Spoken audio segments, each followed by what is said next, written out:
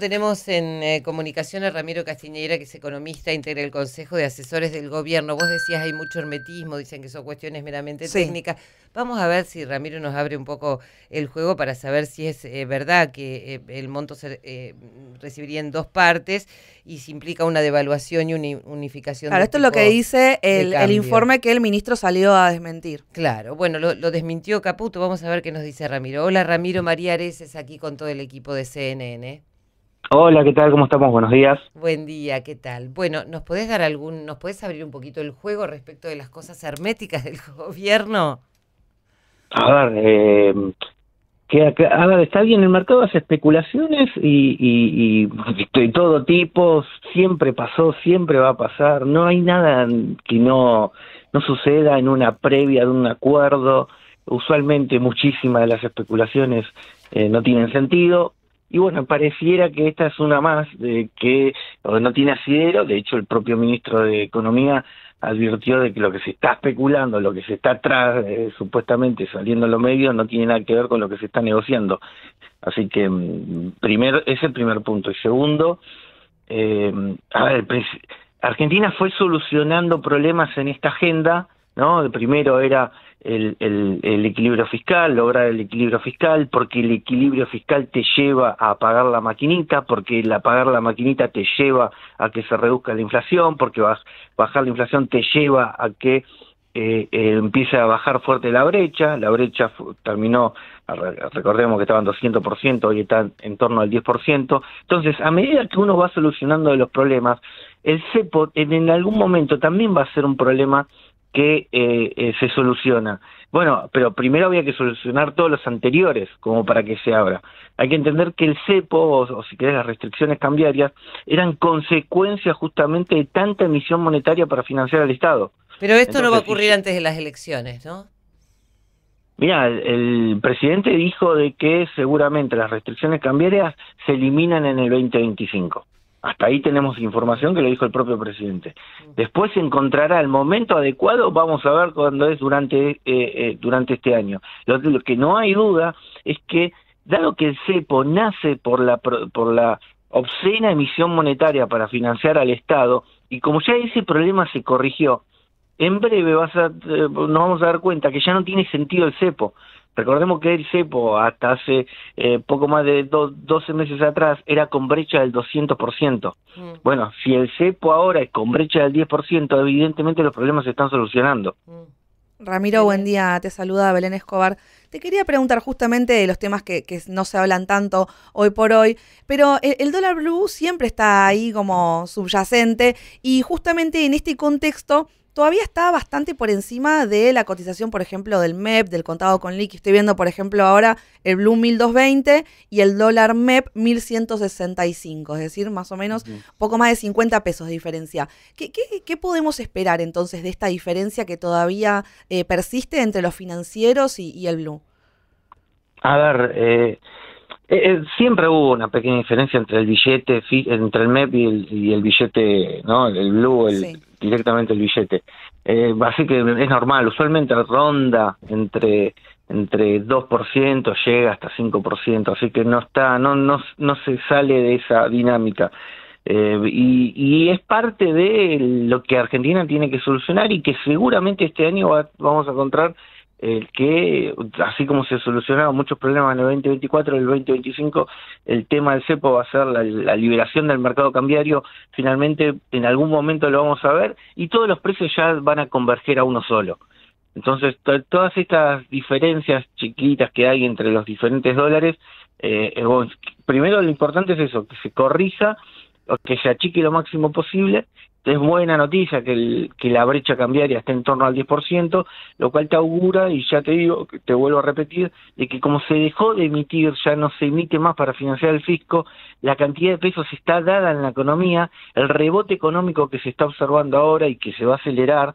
De hecho, en el segundo trimestre la economía va a estar mostrando un crecimiento interanual en torno al 7%, o sea, la economía va a estar creciendo muy fuerte ya en el segundo trimestre de este año.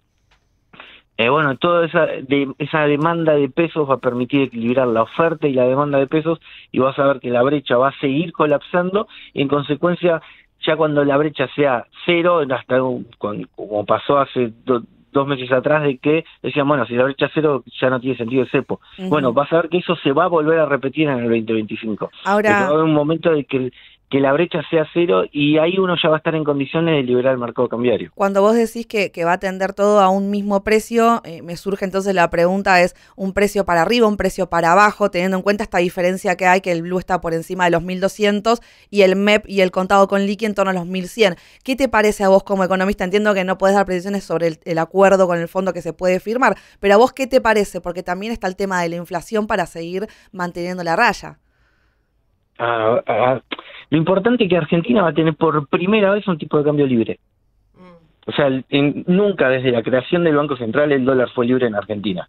Bueno, por primera vez la idea es ordenar la macroeconomía en la condición necesaria como para que ya después el dólar sea libre. Y por lo tanto no le esté regulando el Banco Central, ¿no? Y que sea directamente un precio que refleje la oferta y la demanda del sector privado. ¿Vos te imaginás entonces un dólar que deje atrás este famoso crawling peg, que es la actualización del dólar mensual para quienes están escuchando, que ahora pasó a febrero, va a pasar a febrero de 2 a 1%? ¿Te imaginás un dólar sin esa intervención? Sí, eso por supuesto. Por supuesto, todas estas cuestiones son transición, es una transición hacia la liberación del mercado cambiario.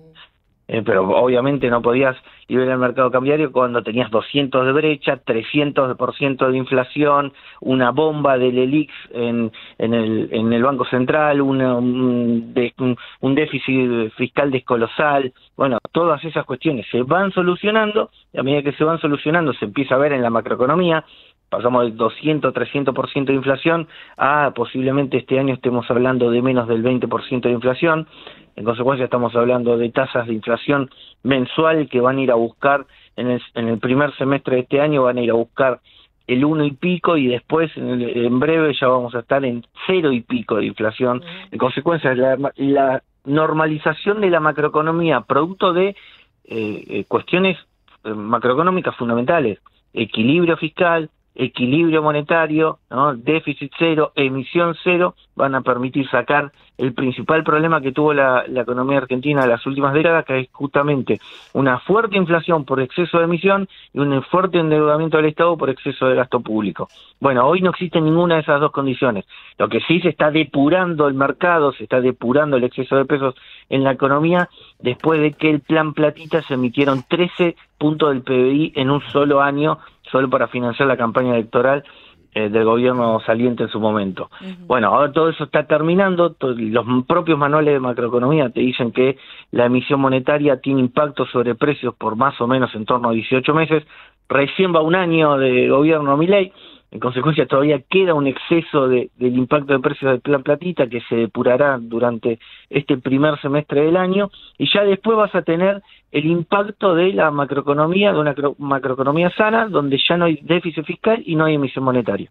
Entonces, para pasar en limpio un poco el tema cambiario, vos lo que te imaginás es un solo tipo de cambio con un precio que no va a tener ningún tipo de regulación y que va a estar fijado por ley de oferta y demanda. Es así, entonces, o sea, si es para abajo o para arriba, va a depender de lo que diga el mercado. Exactamente, y es lo que sucede en cualquier país libre, capitalista y democrático.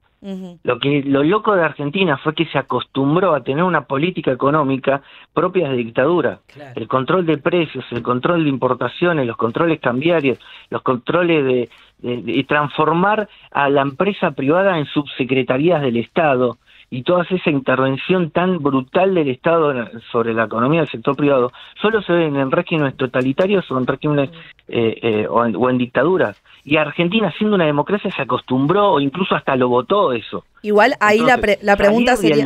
Y cierro con esto, el desarme de todo eso, o sea, acá se está cambiando un modelo económico de que empobreció a todos los argentinos y para ir a un modelo económico los cuales cuando un argentino sale al exterior a pasear por sea Estados Unidos, Francia, Nueva Zelanda, Inglaterra y cualquier país de Occidente libre, ¿no? Y que vamos es decir, replicar lo que funcionó más o menos en la cultura que tenemos nosotros. Pero en ese contexto, cuando salimos a la unificación del tipo de cambio, tenés que ver de qué precio partís. Y ahí es donde Bank of America decía que veía una suba del dólar en torno al 30%. ¿Vos qué te imaginas?